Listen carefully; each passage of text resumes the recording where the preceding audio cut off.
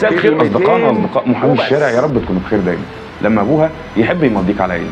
يعني ايه قايمه ب 3 مليون جنيه في شقه 120 متر؟ يعني ايه 50 شبشب و70 شراب و100 روب؟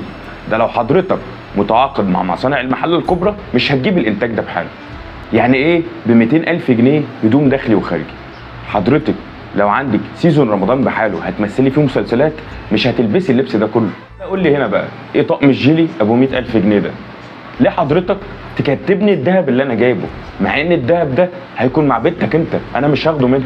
اللي بيبيع مش مستني ورقه علشان يخاف منها. واخيرا انا في مره من المرات كنت بكتب قايمه وجي ابو العروسه بعد ما العريس مضى عليها راح مقطع القايمه دي وقال له بص يا ابني انا مربي غير بنتي 3 رجاله زي الورد هيعرفوا يجيبوا حقها لو انت زعلتها في يوم من الايام.